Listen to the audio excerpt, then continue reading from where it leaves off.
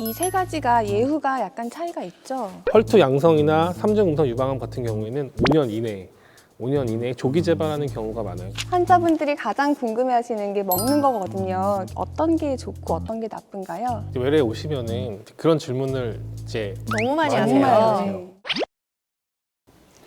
안녕하세요. 오늘도 지난 시간에 이어서 유방암의 치료에 대해서 알아보겠습니다. 교수님, 유방암의 전체적인 치료 과정에 대해서 좀 간단하게 설명을 해주시겠어요? 이제 전통적인 유방암의 치료의 순서는 수술을 먼저 하고 그 다음에 항암 치료가 필요하면 항암 치료를 하고 방사선 치료를 하는 게 순서입니다. 다만 수술 전 이미 영상 검사를 통해서 항암 치료가 필요하다고 알게 되는 경우들이 있거든요. 그런 경우에는 선행 항암 화학요법을 먼저 하는 게 이제 최근에는 더 선호가 되고 있습니다. 그럼 일단 수술은 무조건 하는 거죠, 교수님? 그런 건 아니고 우리가 이제 전이에 대한 검사를 해서 전이가 없다고 나온 경우에는 이제 누구나 다 수술을 하셔야 됩니다. 다만 전이가 있는 경우 이제 4기 유방암이 되기 때문에 그때는 수술에 큰 이득이 없기 때문에 약물 치료를 먼저 하고 수술을 할지 말지를 이제 결정을 하게 됩니다. 전이가 없다고 가정을 하면 수술은 어떤 수술을 하게 되나요? 유방암의 수술은 현재는 크게 두 가지가 있는데요. 쉽게 말씀드리면 유방에 있는 혹만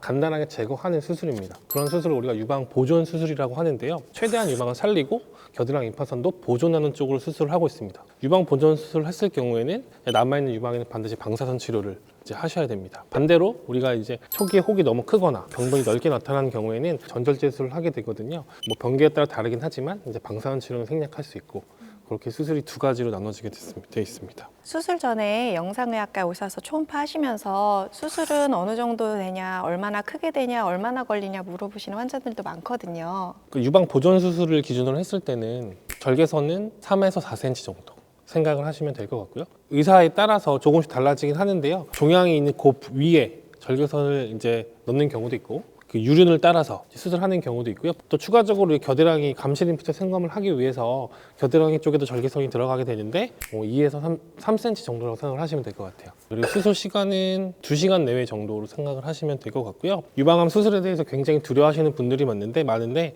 유방암의 수술은 굉장히 간단합니다. 간단해서 유방 보존 수술을 기준으로 우리가 보통은 수술 날짜를 정하면 전날 입원해서 필요한 추가적인 검사를 하고 당일날 수술을 하고 그 다음날 다 퇴원하세요.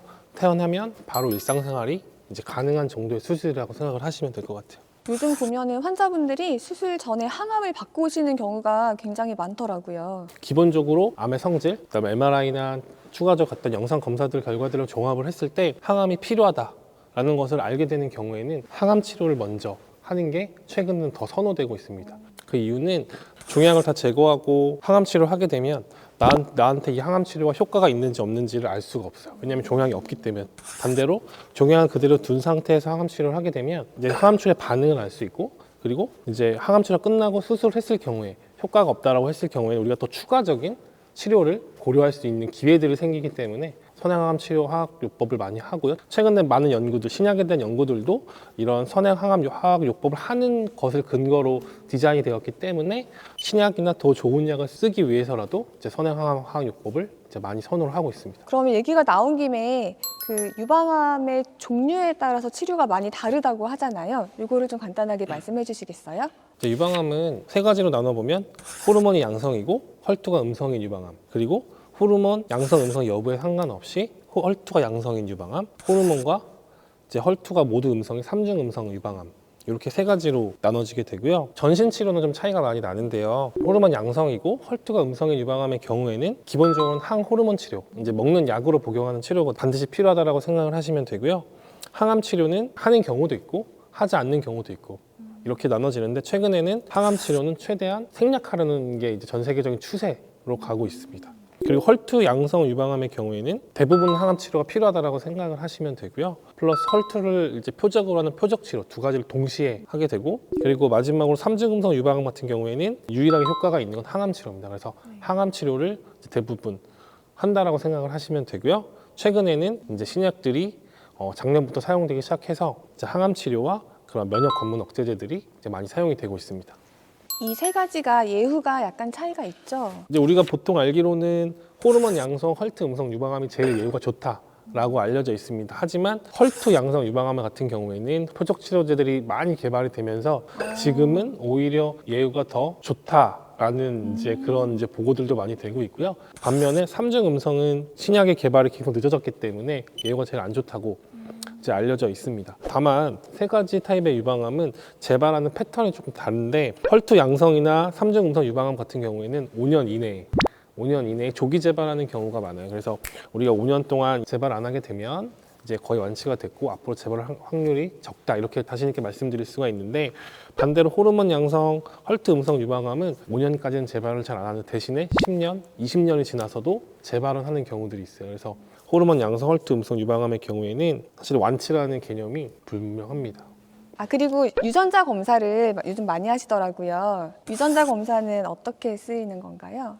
최근에는 이제 호르몬 양성 헐트 음성 유방암에서만 사용을 하고요. 항암 치료 여부를 결정을 할 때 여러 개 유전자를 종합해서 암의 성질을 봐서 항암 치료가 필요할지 필요하지 않을지를 보는 검사들이 굉장히 많이 시행을 하고 있고, 보통은 조기 유방암 5cm 이하 그리고 림프절 전이가 하나에서 3개 정도 있는 경우에만 이제 사용을 하고 있습니다. 환자분들 중에 방사선 치료는 꼭 해야 하나요 하시는 분들이 있어요. 치료는 왜 하는 걸까요?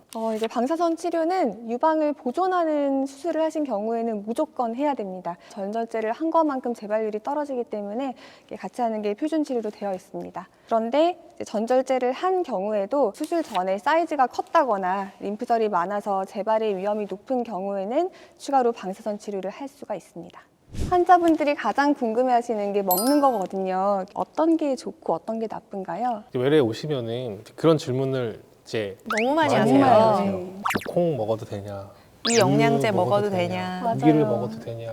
뭐 이런 것들을 많이 물어보시는데, 유방암은 특별한 병이 아니거든요. 우리가 걸릴 수 있는 많은 병들 중에 하나이기 때문에 환자분들은 다 답을 알고 있다라고 얘기를 드립니다. 우리가 흔히 생각하는 건강한 식단, 탄수화물, 지방, 단백질을 골고루 섭취하는 게 제일 좋다고 생각을 하고요. 콩은 그 에스트로겐 때문에 안 드시는 분들이 많잖아요. 그렇죠.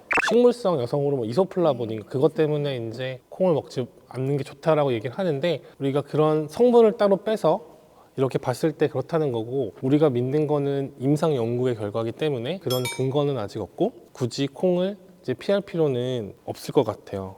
그렇게 찌면 되도록이면 피해야 할 기호식품이나 뭐 영양제가 있을까요? 영양제. 그러니까 유방암에서 특별히 우리가 꼭 피해야 된다고 얘기를 하는 거는 여성 호르몬이 함유되어 있는 그런 것들은, 물론 근거는 없지만 굳이 여성 호르몬을 더 넣어줄 필요는 없다라고 생각을 하는 거거든요. 그래서 갱년기에 좋다는 영양제, 건강보조식품, 혹은 석류나 뭐 홍삼, 뭐 베리류 이런 것들은 꼭 드시고 싶으면 드셔도 되는데 찾아서 드실 필요는 없다, 이렇게 설명을 드리고 있습니다. 환자분들 중에 태반 주사 같이 그런 류를 이게 맞아도 왜 되냐? 만든 거죠? 피부 때문에 만든 건가요? 광고 보면 각종 모든 것에 다 좋다고 돼 있어요.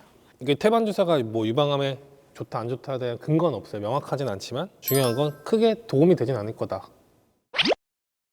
지금까지 유방암에 대해서 자세히 알아볼 수 있었던 좋은 시간이었던 것 같고, 다음에는 더 좋은 주제로 돌아오겠습니다. 그럼 모두 씩씩한 하루 되세요.